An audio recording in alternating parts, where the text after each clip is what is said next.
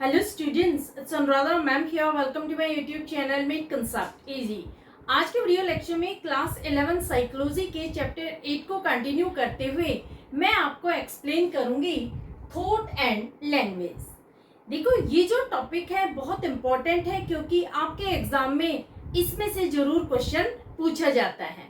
तो पूरा video lecture starting से एंड तक फुल कंसंट्रेशन के साथ देखना ताकि थॉट एंड लैंग्वेज के बीच में क्या रिलेशन है ये आपको अच्छे से क्लियर हो जाए।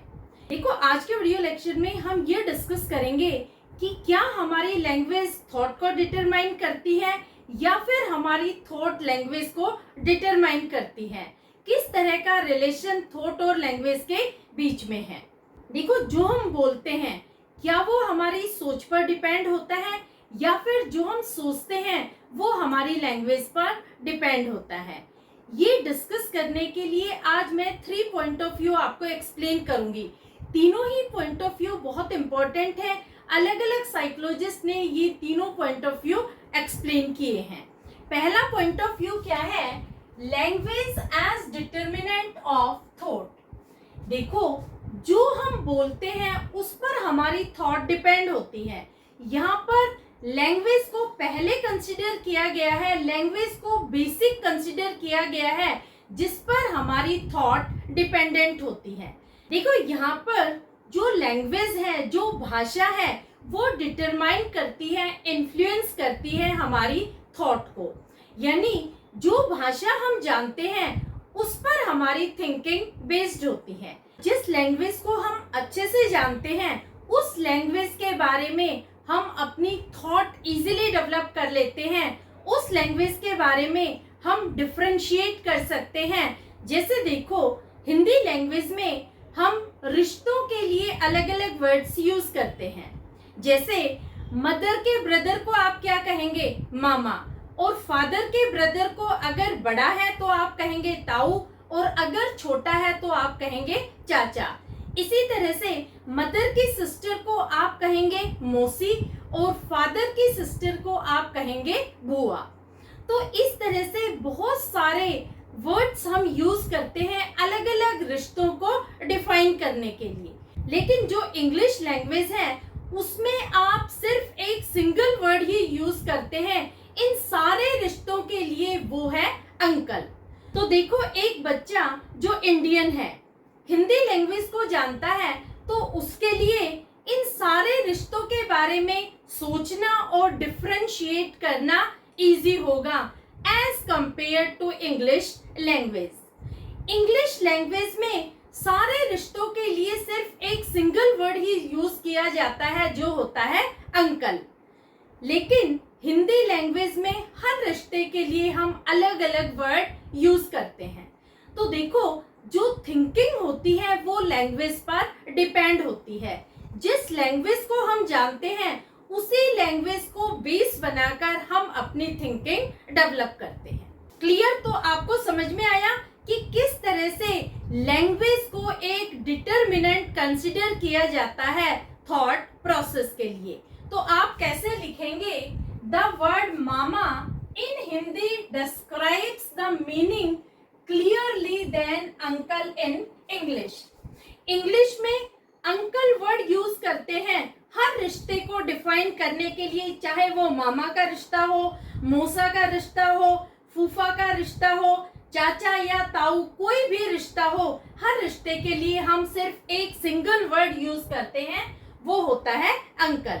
लेकिन हिंदी में अलग अलग वर्ड्स यूज किए जाते हैं हर रिश्ते को डिस्क्राइब करने के लिए। तो जब बच्चा हिंदी लैंग्वेज को अच्छे से समझता है, हिंदी लैंग्वेज को जानता है, तो उसकी सोच भी उस लैंग्वेज के अकॉर्डिंग ही डेवलप होगी। समझ में आ गया? अब देखो, एक साइकोलॉजिस्ट थे बेंजामिन ली वुल्फ।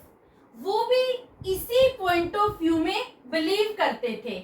वो भी यही कहते थे कि लैंग्वेज के बेस पर ही हम अपनी थॉट को डिटरमाइन करते हैं। इस प्रोसेस को उन्होंने नाम दिया लिंग्विस्टिक रिलेटिवली हाइपोथेसिस। तो आपके एग्जाम में 1 मार्कर में पूछा जा सकता है कि लिंग्विस्टिक रिलेटिवली हाइपोथेसिस क्या है।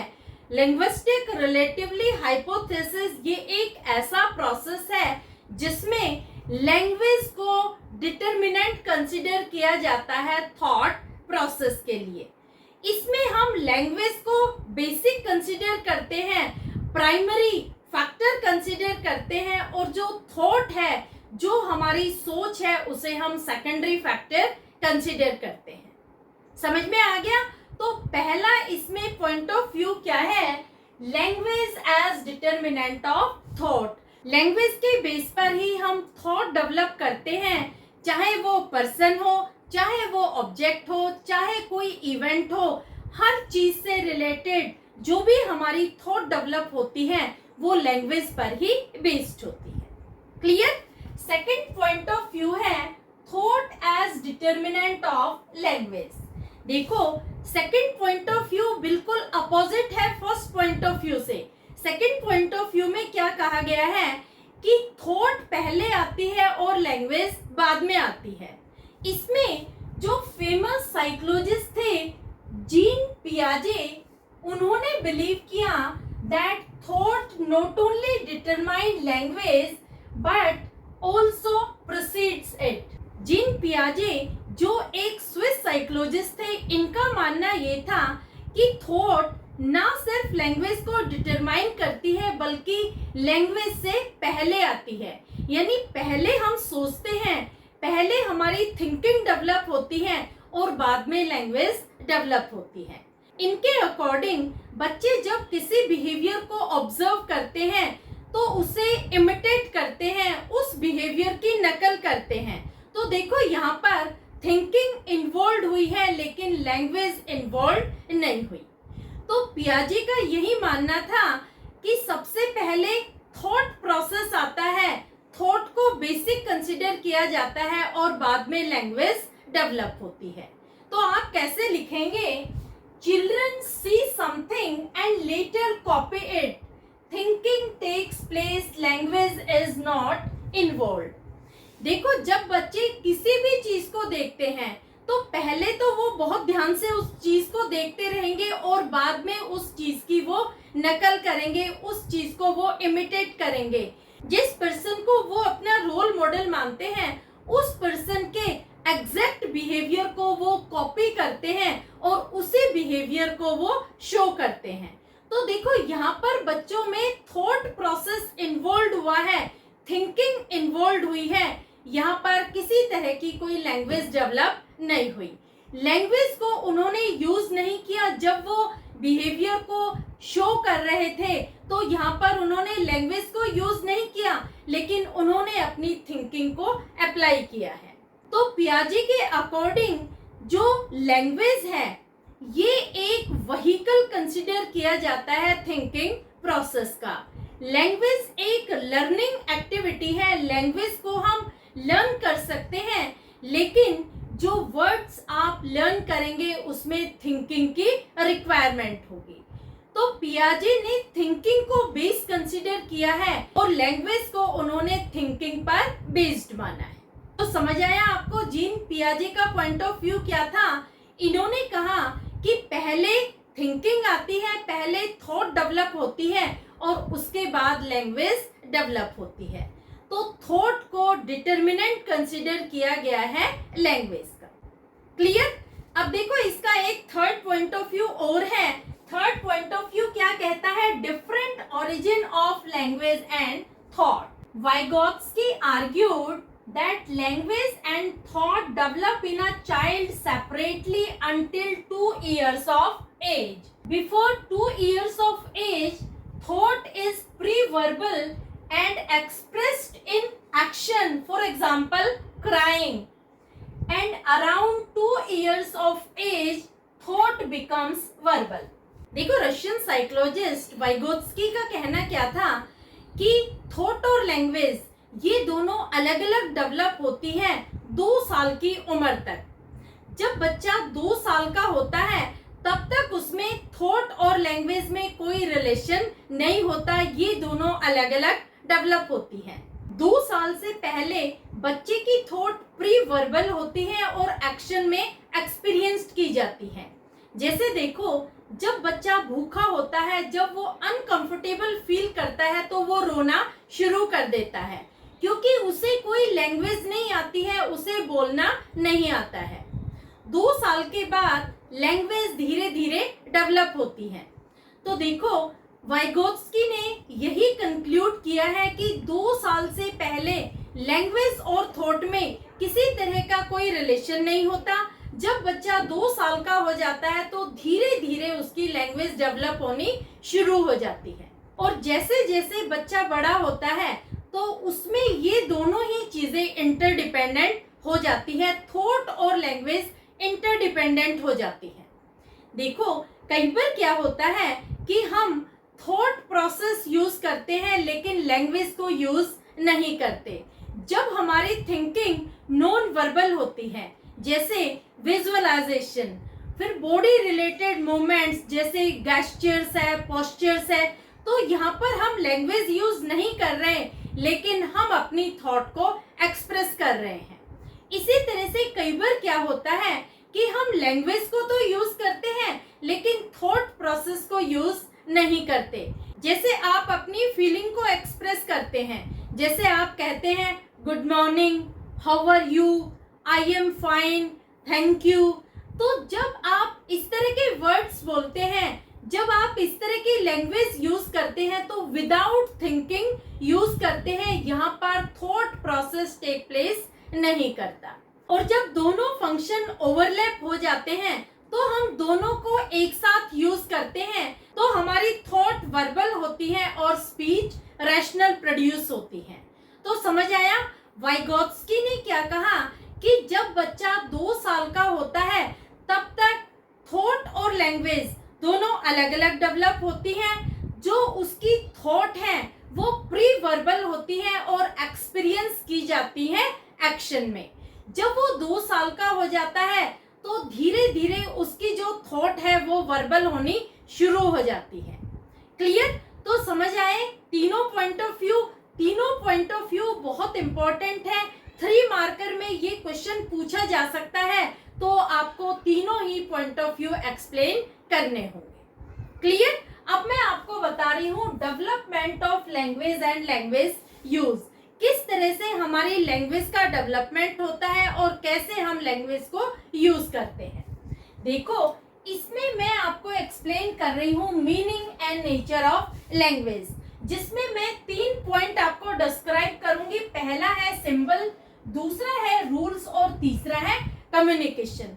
तीनों चीजों को मिलाकर के ही हमारी लैंग्वेज डेवलप होती है, हम लैंग्वेज को यूज करते हैं। देखो, अगर लैंग्वेज नहीं होती तो कैसे आप अपने आइडियाज, अपने इमोशंस, अपनी फीलिंग्स, अपनी इंटेंशन दूसरों के सामने एक्सप्रेस करते, और किस तरह से आप दूसरों की फीलिंग और थॉट को अंडरस्टैंड करते।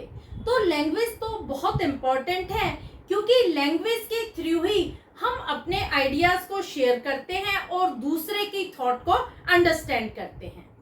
जब आप छोटे थे तो देखो किस तरह से आपके अंदर लैंग्वेज का डेवलपमेंट हुआ।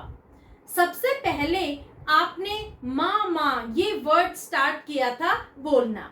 जब आपने माँ वर्ड बोलना स्टार्ट किया तो आपको ट्रिमेंडस बूस्ट मिला था आपके पेरेंट्स से, यानी आपके पेरेंट्स ने आपको बूस्टअप किया, आपको एनकरेज किया, आपको रेनफोर्स किया बार बार माँ वर्ड रिपीट करने के लिए। धीरे धीरे आप माँ और पापा ये अच्छे से बोलने लग गए। बाद में आपने वर्ड्स को कंबाइन करना शुरू किया और नीड्स के अकॉर्डिंग आपने कम्युनिकेशन डेवलप किया।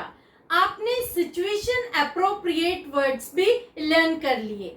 आपने वर्ड्स को कंबाइन करने के लिए रूल्स फॉलो करने शुरू कर दिए कि किस तरह से वर्ड्स को हम कन्वर्ट कर सकते हैं सेंटेंस में। देखो, पहले आपने लैंग्वेज कहाँ सीखी? सबसे पहले आपने लैंग्वेज अपने घर पर सीखी, अपनी माँ से आपने मदर टंग सीखी। बाद में आप स्कूल गए, वहाँ पर आपने फॉर्मल लैंग्वेज सीखी। इसके बाद आप हायर ग्रेड्स में गए, वहाँ पर आपने लैंग्वेज में मास्टरी अचीव की, एक से ज्यादा लैंग्वेज आपने लर्न की।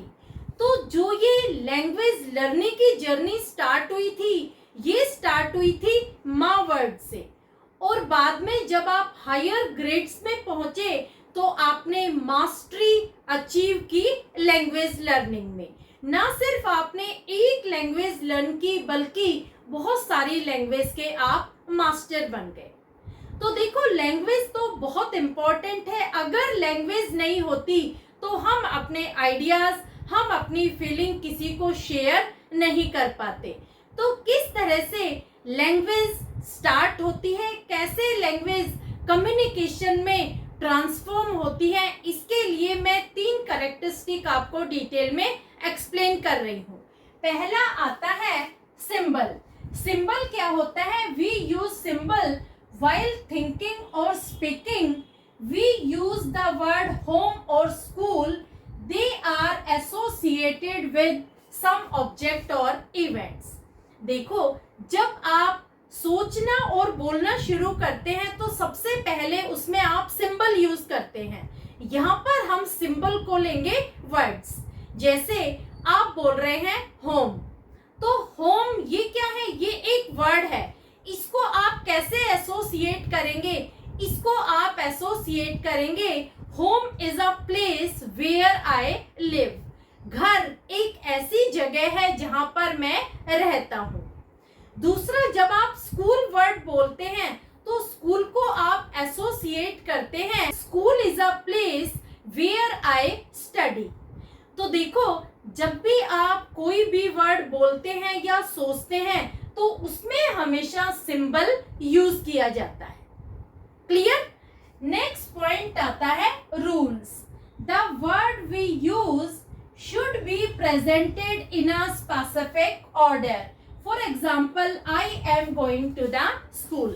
अब देखो, सेकंड पॉइंट में जब आप वर्ड्स को लर्न कर लेते हैं, उन्हें अंडरस्टैंड कर लेते हैं, उन्हें एसोसिएट करना सीख जाते हैं सिचुएशन और ऑब्जेक्ट से, फिर आप रूल्स लर्न करते हैं कि किस तरह से हम वर्ड्स को कन्वर्ट करेंगे सेंटेंस में।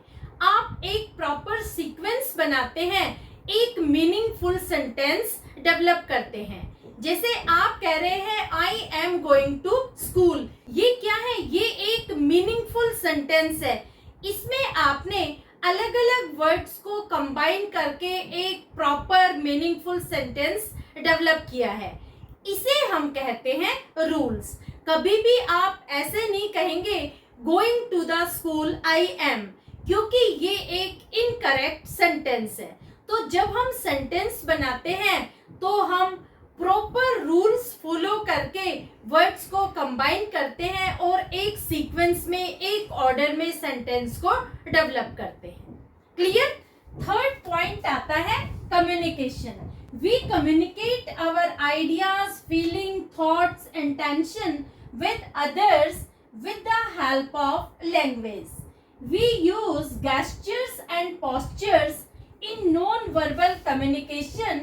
Sign language is used for those who have speech or hearing problem. अब देखो, जब आपने सेंटेंस डेवलप करना सीख लिया कि किस तरह से वर्ड्स को कंबाइन करके हम एक प्रॉपर सेंटेंस बनाते हैं, तो लैंग्वेज की हेल्प से आप कम्युनिकेट करना सीख जाते हैं। आप अपने आइडियाज, अपनी फीलिंग, अपने इमोशन, अपनी इंटेंशन दूसरों के साथ शेयर करते हैं।